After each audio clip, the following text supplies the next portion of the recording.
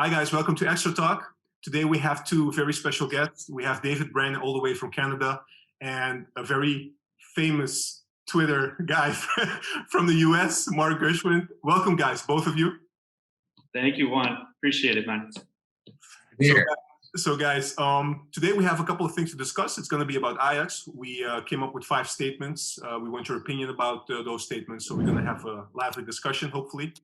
Before we start, for the viewers, for us even, just a little bit of background. One guy from Canada, the other guy from the US, Ajax fans, how did that happen? So tell us, how did it happen?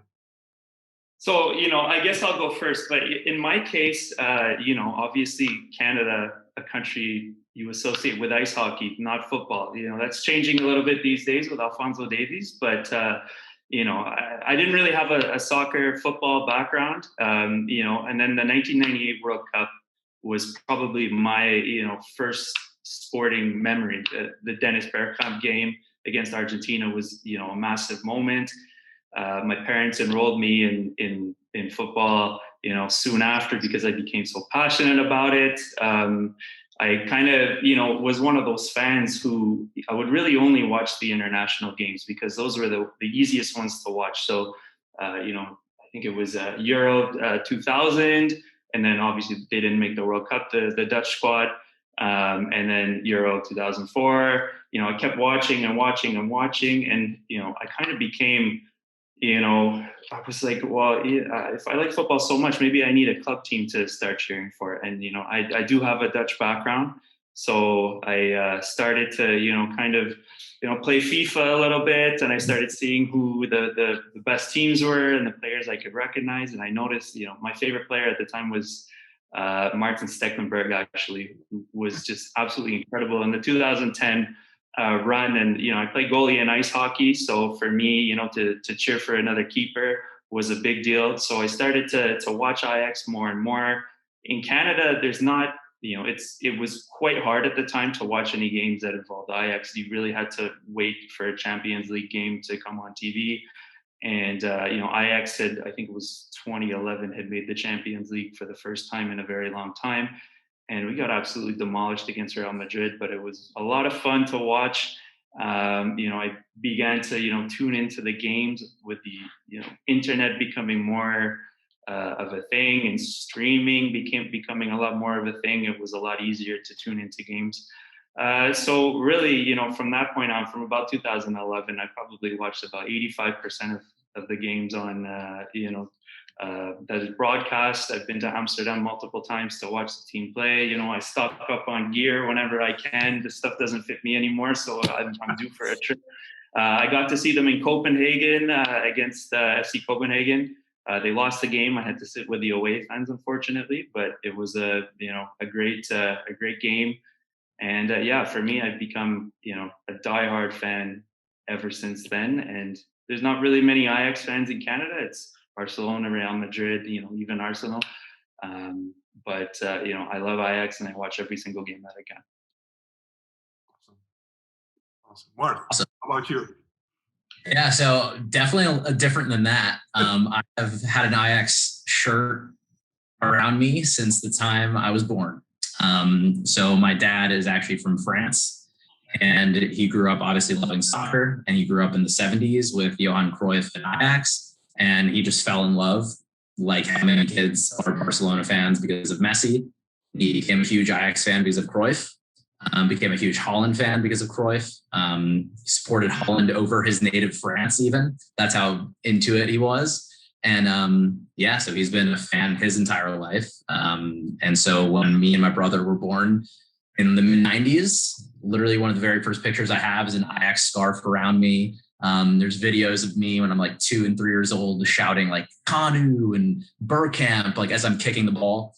So I've been very ingratiated into Ajax from a very young age. Went to my first game when I was like 6 years old. Got to see like Snyder and Van der Vaart and Ibrahimovic and that whole team.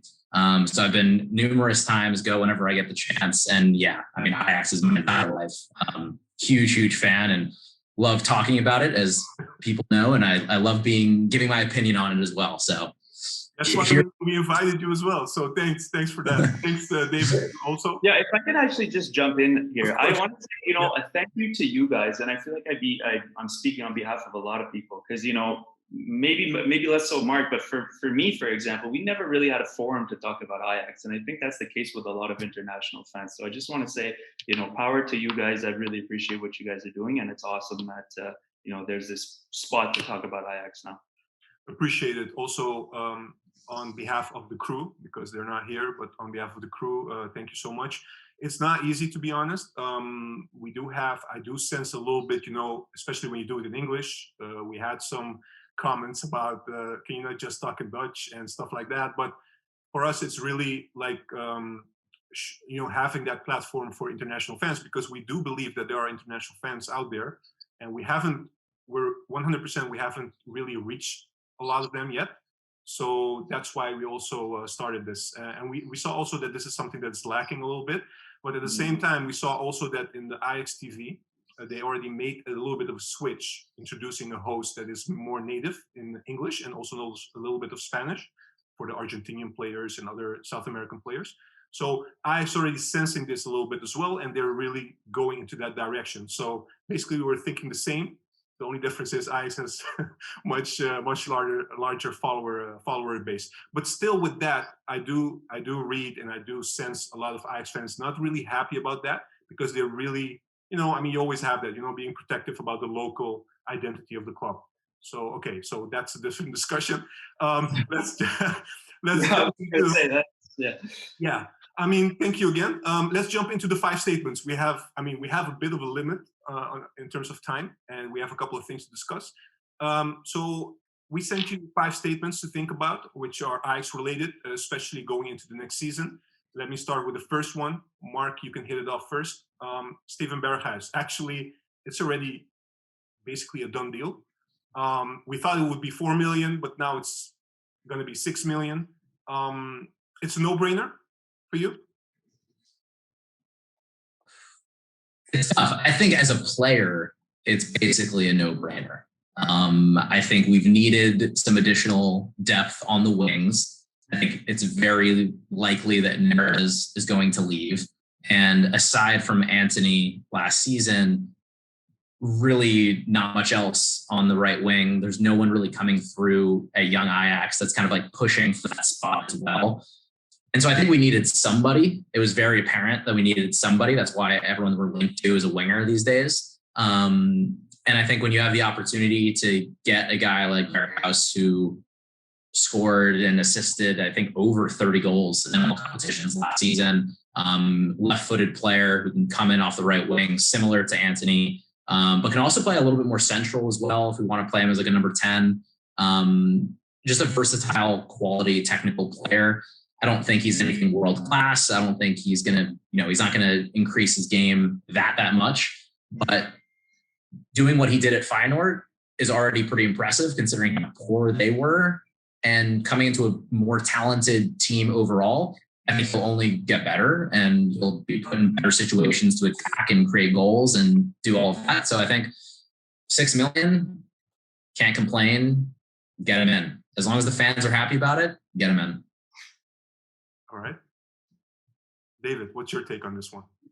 Honestly, I would say I full-heartedly agree. Like being an international fan, I'm actually curious as to know whether Mark and our reaction is different, because we might not feel that rivalry the way you guys do. We don't get teased at work if Ajax doesn't do well, presumably. I don't know where Mark works, but maybe that happens to you. From my point of view, again, objectively speaking, yes, I think he is probably one of the best players in the league, on a team that was kind of so-so. His production, again, as Mark said, a goal and assist, basically, per game. From our point of view, will he take minutes away from Anthony, who needs time to develop? I think Anthony has an incredibly high ceiling. He was very inconsistent. So essentially, before the winter break, I think he was one of our best players last year. After the winter break, I think he was, I probably only had a couple goals and a couple assists. He was not nearly as productive. So would you give Berghuis the starting spot? I don't know. Maybe. But, and then when you also think about the price, I mean, 6 million seems to be the latest figure.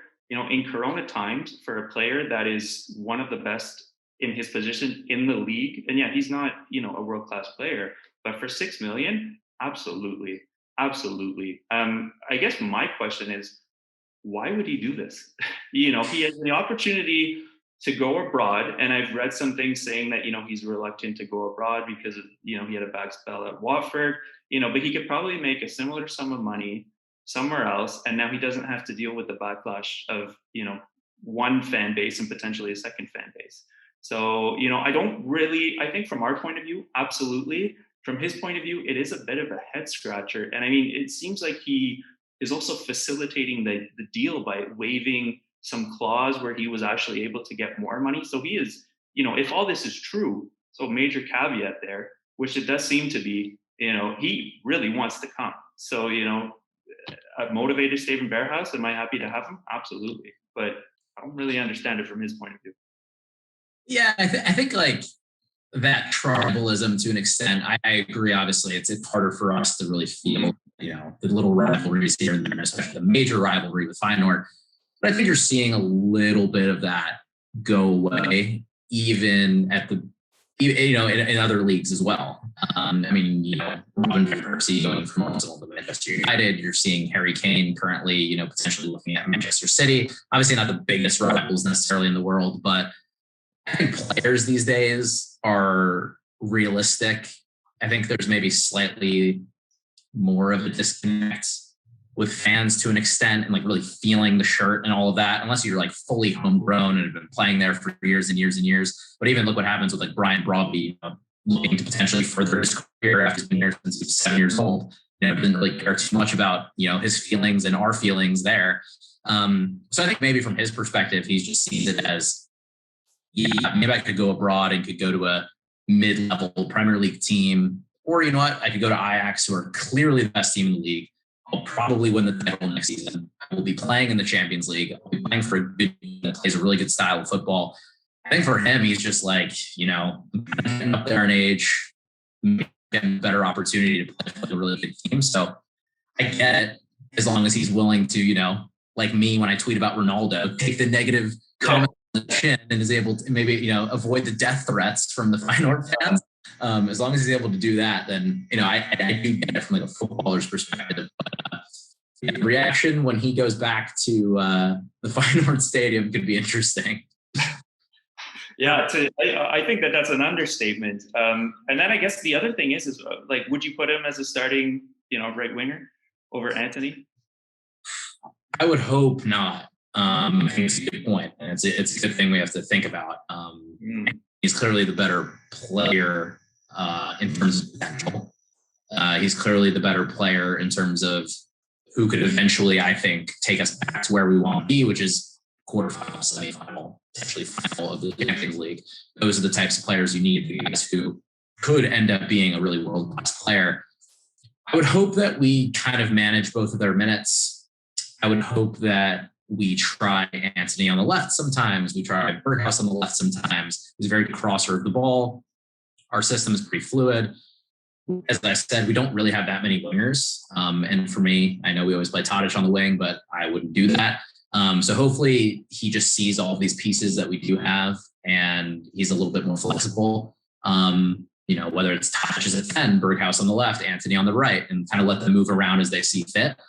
Hopefully there's enough minutes to go around. But I definitely agree with you. It's like Anthony struggled in the second half of the season. And I think a large part of that was Neres was very poor and Ten Hag was like very averse to rotating. Even if the league was getting more and more comfortable, because he just wasn't getting the same, level of performance out of Neres. Even though Anthony wasn't scoring and assisting, I think he was still our best option.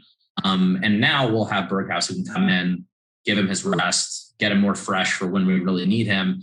So hopefully they all kind of understand that, look, we have a very deep team. You're not going to play every minute, but there should hopefully be enough minutes to go around. So hopefully we see that. So to answer your question, I would say no. I hope he's not the immediate starter, but I would expect him to get a significant number of minutes. All right, guys. So we're moving to the second statement.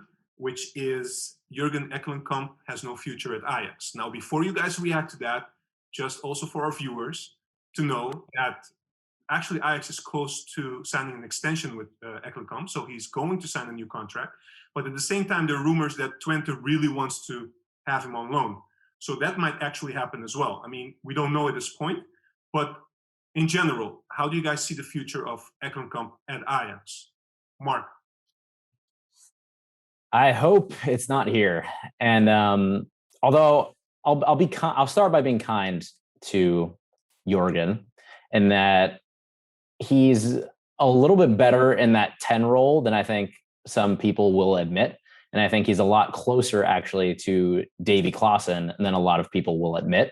He's pretty clever around the box. He makes good runs. He knows how to score some goals. But unfortunately, he's just nowhere near the technical level of player that we need at Ajax if we're ever going to be doing what we want to do, which is competing for Champions Leagues. And, it's just accepting Ekkelenkamp is accepting lower standards.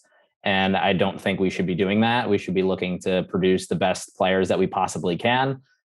And it's a very similar case to Danny de Vet. He does a lot of the similar things. He's an athletic player. He's physical. He's big, but he's not very technical.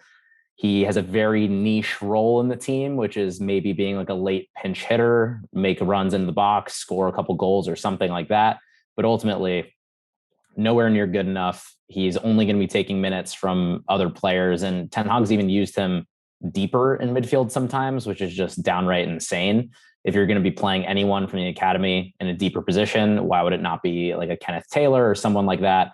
So using Ekkelenkamp, for me, he's just taking up minutes from players who are better than him.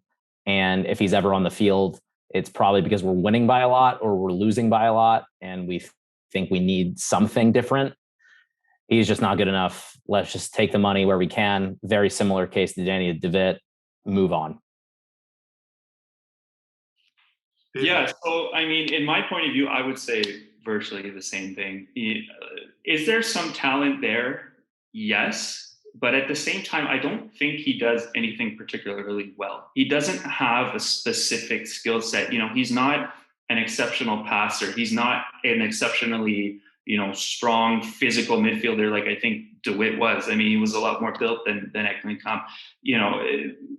Is he a great shooter? No. Is he particularly fast? Not really. So he doesn't do anything particularly well. That being said, I don't think he's a bad player because he doesn't do anything particularly poorly either. So from my point of view, I mean, I don't think that there's any risk in, signing him to this extension, loaning him out to, a FC Twente or, in the Belgian league or Utrecht or something, seeing how he does, and then, increasing his value, likely because we'll sell him. I think, 2.5 million. I don't think he's going to go for anything more than that. I don't bank on him having an exceptional season anywhere else. But that being said, I think, there's enough there that he deserves to be on loan. I think it's really no risk at all to send him on loan somewhere. So would I sell him this summer? No, because I think we'd be selling low on an asset that might have a little bit of value because he didn't really play much last season, especially, if you look at the last bit of the season, he barely touched the field at all. So yeah, he just doesn't do really anything really well. And, this is going to sound horribly offensive to him, but the thing he's best known for is dragging down another player, is making a foul on Ronaldo, which, shows some footballing IQ. It was a smart thing to do, but, he hasn't really contributed much. And like Mark said, I think Mark is absolutely right when he says he'll just take away minutes from players that are more deserving. So, for me, I'd say a loan with, if he does exceptionally well, then we'll see, but likely to sell him next year. Look, yeah, and actually one quick point on that. I don't think we need to elaborate on this too much, but that's actually a good point, the loan move, because it is kind of similar to Danny de Vet, where I think we did kind of sell him too early. I mean, we sent him over to AZ. He was in a great team with Arne Slot as the manager, and he was basically playing as the 10 every single game in a team that was functioning very well. He was scoring some goals. If that had been on loan, I think we sell him for twice what we did the next summer. So I agree with that. It's a good point. I think extend him for a year, send him on loan. He's a solid player. He could easily score, 8 to 12 goals on a above average Eredivisie team. And then at that point, you can maybe sell him for a little bit more, call it a day. It's not the end of the world. Okay. Yeah, and again, if I could just add one more thing. Again, not a bad player by any means, but to me, he just looks like a career, Utrecht, Ghent, Genk or something like that. Which by no means is a bad player, but Ajax, I don't think so. So okay, I understand that. So both of you are saying basically, just to summarize, extend, loan him out, fine from a business point of view, but in terms of his qualities, there's no room for him at Ajax. Is that basically what you guys are saying? Yeah. Well, at this point, I mean, we'll have to see. We'll have to see how well he does, on loan. If he scores, 10 goals, 10 assists for a poor team, I am very interested, but I just don't see that happening, to be honest. Yeah. So my only question about this, before we move to the third point, why is Ten Hag so positive and praising why is he praising Ekkelenkamp throughout the year, and he's not using him that much? Is that like psychologically, or is he seeing things we're not seeing? Because Ten Hag can be, in his own world sometimes. You know what I mean, right? So what does he see in Ekkelenkamp? Because don't forget, at the start of the season, just to remind our viewers as well, at the start of the season, Ekkelenkamp wanted to go on loan. It was Twente actually, but Ten Hag said, no, I want you in my squad. In terms of depth, I need you. And at the end of the day, he didn't really play a lot. I mean, it was a horrible season for him. So why keep him then again, That's something I don't understand, to be honest. I mean, from a business perspective, I understand what you guys are saying, but I don't see any value in doing that, because it's still a risk. You can still sell him now, maybe for lower, but you can still sell him, because don't forget, we are raising money right now. We need Corona money, because we're also going to buy other players. Why not do it now? Because looking at the current squad that we have, don't forget, we have Klaas as a number 10. We have maybe Kudus coming in as a number 10 next season as well. We have now Berghuis as also an option, maybe, apart from the right side, to also play as a number 10 role as well. So where does Ekkelenkamp fit in general? And playing as a deep midfielder, I agree with Marc, not an option for me. Yes, I mean, I think the thing with Ekkelenkamp is what I was alluding to in my initial point, is that he's a clever number 10 in terms of getting goals.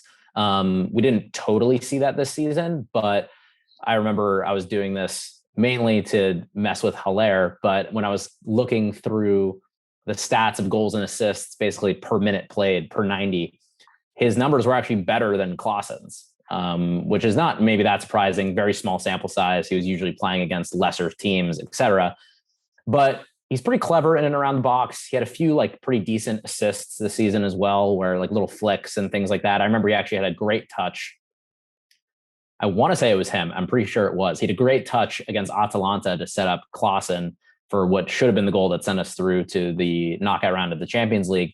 But he's very similar to Klaassen in that sense. He's actually pretty clever around the box. He will do little dummies, little flicks, finds little pockets of space in the box. So that's what he sees. And it seems like that's what Ten Hag wants in his number 10, because at this point, it's kind of apparent. I mean, he played Donny there, who's basically the most elevated version of all of these players. He sought out Davy Klaassen.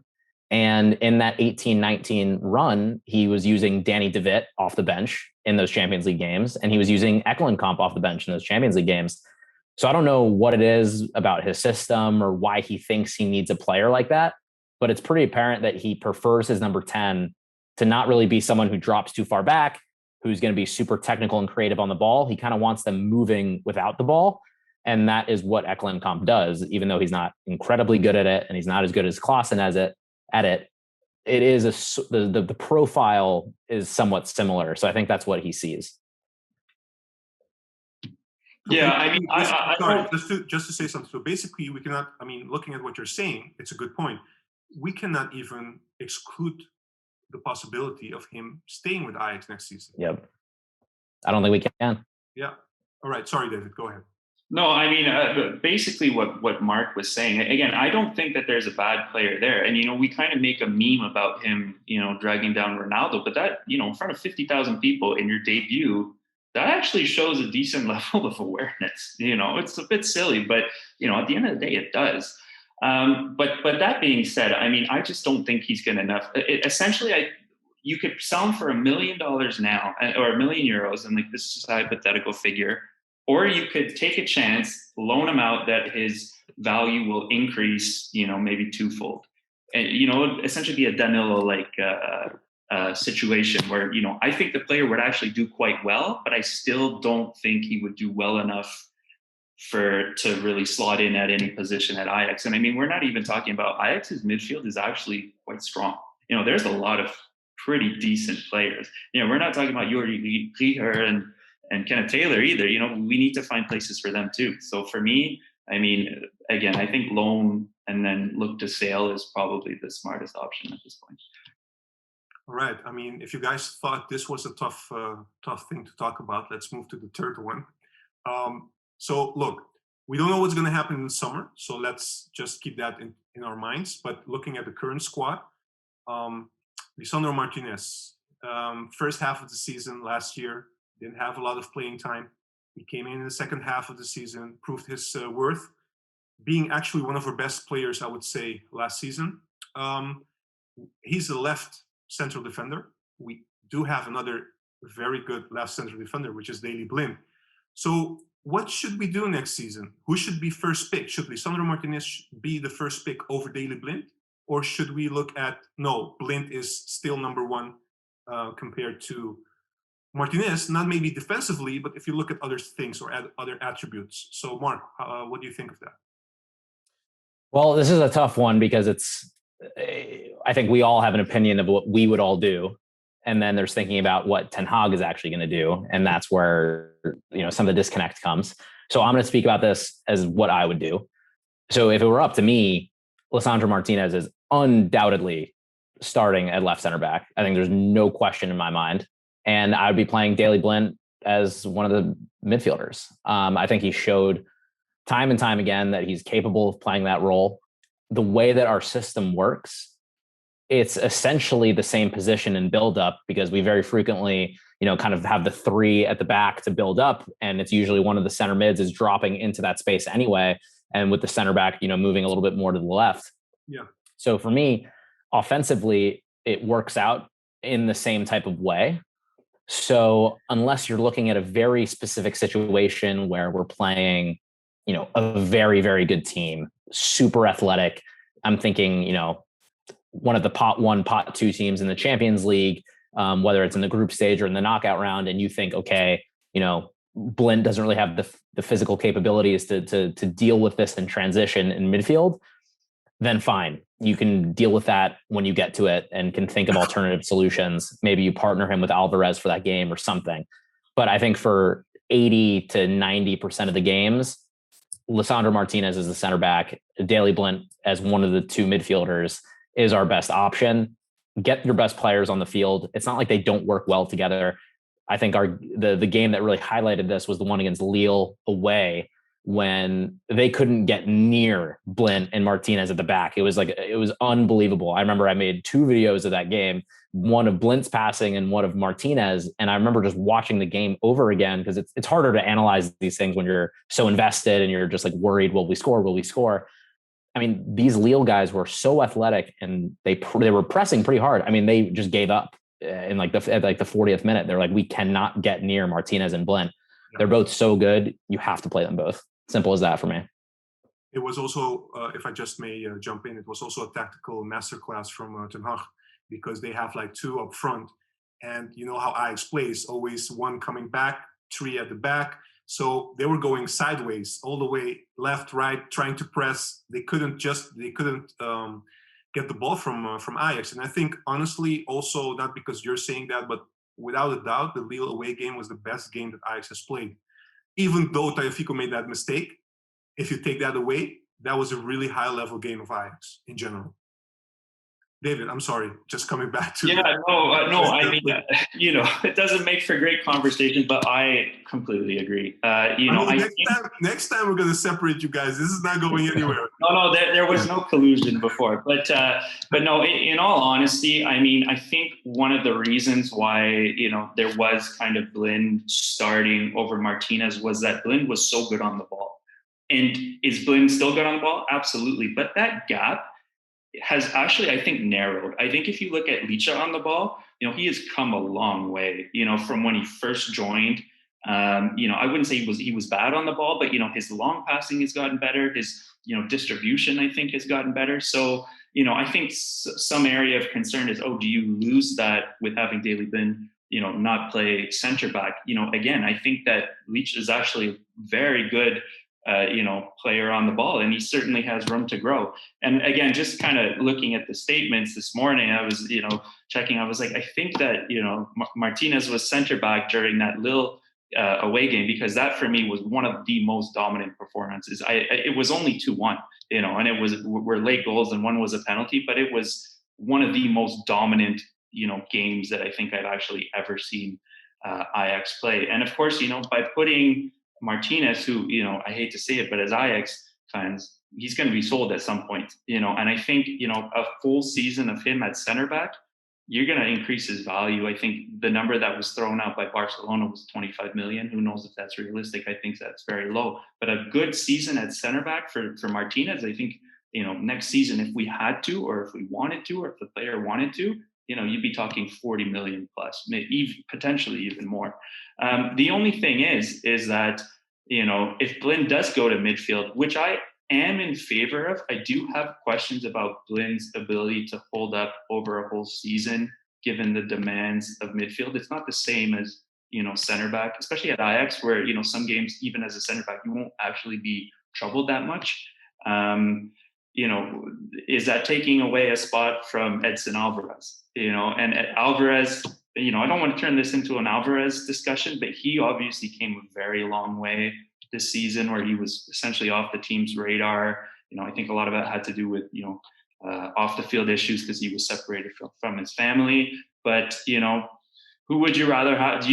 Blind going to 6 essentially takes minutes away from Alvarez. So, I don't know how you guys feel about that. I'm curious to know what you guys think. I mean, I think it kind of comes back to the Berghuis-Antony discussion, in that I think that's fine. Like we've got a huge squad, and I think that was a big error that Ten Hag made this past season. Was from January on, we were playing basically 2 games a week because of the weird schedule with Corona. We had to start late, and then we were in the Europa League and obviously made a little decent run there. He never rotated the team, and I think we need to get more in the mindset of like, our squad is so good and so deep that, hey, Daley Blind is the veteran player, obviously still has the lingering kind of heart issues there. Don't force it with him. If we need to rest him, every odd game in the Eredivisie, that should be totally fine. I think there's minutes to go around, as I was kind of saying with the Berghuis-Antony discussion. And, because they're also flexible as well. I know some people don't love Alvarez as a center back, but for the majority of our Eredivisie games, particularly at home, I mean, we can kind of play whoever we want back there, as you were kind of alluding to. So I think, there's opportunities here to move pieces around. You move Timber to right back for a game, you put Alvarez into center back. The next week, you do Shores at center back for Alvarez and Blind back into midfield. I think there's ways to get around some of those issues with keeping the squad happy and fit and everything. And I think it'll pan out for us later on in the in the season, because I think that was an issue, as I said, this season. And it's something you see like Manchester City do. They rotate super frequently, fresher towards the end of the season. So I think thinking about it not as, Blind is going to start at midfield every single game. It's more that in our best 11, when we really need to get the job done, Blind to midfield, Lisandro to center back, start from there, and then we can kind of figure out the rest of the pieces in the other games along the way.